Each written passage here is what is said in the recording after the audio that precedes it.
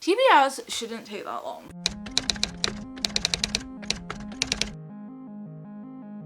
Hello strangers, I'm Ravenna, and this is my TBR for the StrangeAthon Trick or Treat 2020.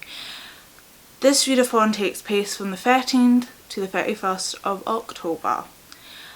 All the challenges are optional except for one, but I will talk about all of them as we go through the TBR. I didn't do an announcement video this time, but there's an announcement blog and it's all on Twitter, and I'll link that all down below if you're interested in taking part with me. While we technically have teams this year, it's not a main feature of the readathon. I just didn't feel like doing team challenges this year. I felt like a lot, so I ended up not doing it. I still set up a spreadsheet for teams if anyone wants to take part, but it's not a focus per se this readathon. There isn't any specific team challenges this year, is meaning what I mean. So the first challenge, and the challenge that everyone has to do, is not a costume, read a book by an Indigenous author.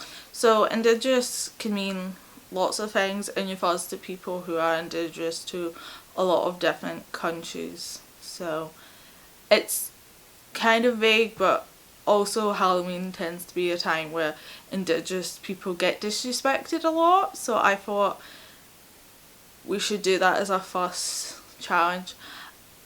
I am going to do this challenge every year, but I'll change it slightly. So I'm choosing to read Elitso by Darcy Little Badger. I believe this is a filler. I haven't looked into it too much, but I've just heard that it's really good. I don't really read a lot of details into books. Once I decide I'm going to read a book, I don't like reread the summary because I like to go kind of blind into books. Challenge 2 is Ghost Story. Read a book that's possibly supernatural. So this is kind of a book where it's up in the air whether it could be supernatural or not. It can turn out to be supernatural, it can turn out not to be supernatural, but it's kind of just that question at the start of the book about what's going on.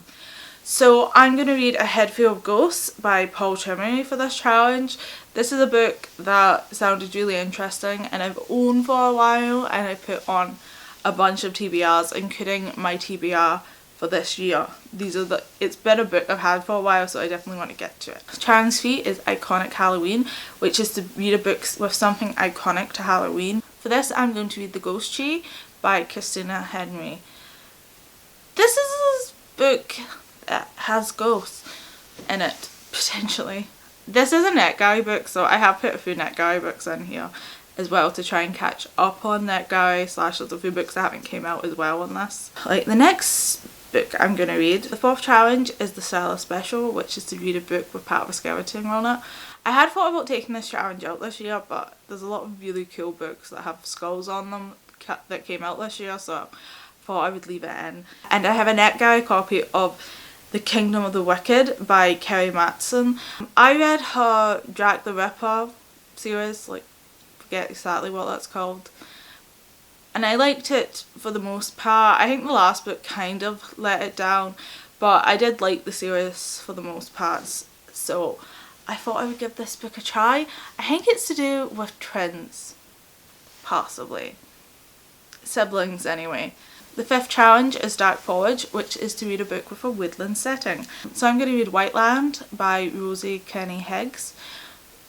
This book has trees on the cover and like there's a woods is name dropped in the summary, so that was kind of my basis. I know this is like a creepy horror book, but like I know it has wood in the description, but that's all I can remember about it. I don't know, TBRs are interested in terms of just like hearing about different books, but like I suck at remembering summaries. Sixth challenge is Public Horror, which is to read a book in the public domain. This is a challenge I've sat on for a few years. I came up with it almost at the start of the StrangeAthon, but I felt like it's kind of easy to do but also hard at the same time, depending on your preferred method of reading. Obviously there's projects where you can find copies of books that are in the public domain now. I was planning to read The Turn of the Screw by Henry James for this challenge, but I forgot that I had already wrote it in my bullet journal, like, which I would show you, but my camera is currently sitting on top of it, so I can't. Like, I'm 40 minutes away from the ending in the audiobook version that I'm listening to. There is tons of audiobook versions. Basically, I forgot I was planning to read it for the Strange-A-Thon, and I wanted to listen to it before I watched the latest adaptation of it, which, what's it, The Haunting of Bly Mansion, I think it's called. I was interested to read it before watching that, and like, I completely forgot that I was going to read it for the Strange-A-Thon somehow, even though that's why I downloaded it onto my phone. But what are you going to do? So I'm also interested to read The Phantom the Opera, so I'll probably end up reading that, and I'm probably just going to end up finishing The Turning of the Screw once I finish this filming session. The 7th challenge is Favourite Spot. Read a book with your favourite trope in it. I feel like the title of this challenge is a bit lazy. I could have probably did it better. So my favourite trope is books with graveyards. I don't know if that really counts as a trope. I also like haunted houses, which would have doubled up for this trope, but then I ruined it. I'm listening to The Bone House by Emily Lloyd. That cat looks so much like you, Fifi, from a distance.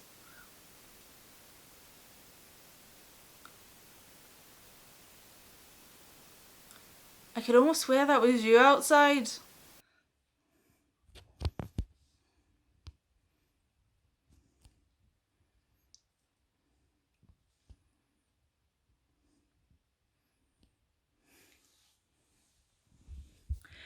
I mean, I'm pretty sure that's not you, Fifi. It's not like your double, is it? Sorry, I was distracted by a cat that just happens to look exactly like my sister's cat, but I'm pretty sure it's not, in fact, my sister's cat because he's right next to me. But maybe he can astral project. So for this challenge, I'm going to read The Bone House by Emily Lloyd Jones. This is a book that has a really pretty cover. I have read the description and I know it has graveyards in it. And there's another book I probably would have read based on it having a graveyard in it, but it didn't come. My pre-order of The Cemetery Boys never arrived. Like, they said they sent it out and then the package got damaged, but I honestly don't think they ever sent it out to me.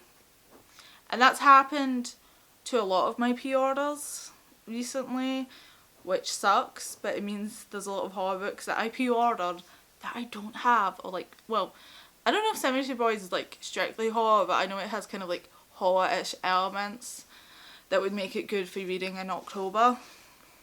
The 8th challenge is Gothic Time.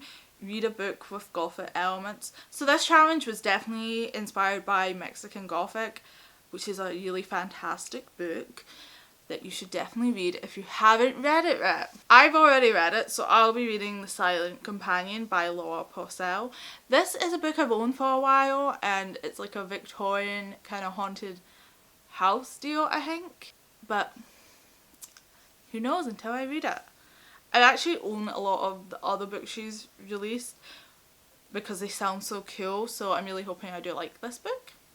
The 9th challenge is Blackest Night. It's to read a book with black on the cover. I was thinking of like the actual colour black, but obviously you can also use black as in the title for this. It's the same with like any cover challenges. So I'm going to be reading This Is Where It Ends.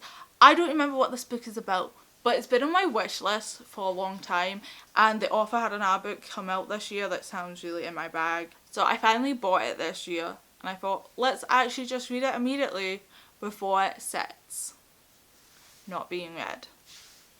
I think I had requested it on NetGalley and then got rejected, so once again reading books from NetGalley years later. The 10th challenge is It's Alive. Read a book with sci-fi elements. I'm going to be reading The Fourth Closet by Scott Corfield and Kira Bedwigsley. This is the last book. I have read all the other ones in the trilogy of like the Five Nights at Freddy trilogy. It might have a more specific name now than that, but it's like the first books they released. This book series is actually really good. Scott Cawthon has teamed up with really great writers for this series. I've also read the first book in the Fazbear Fights series as well, and really like them so far for like juvenile horror.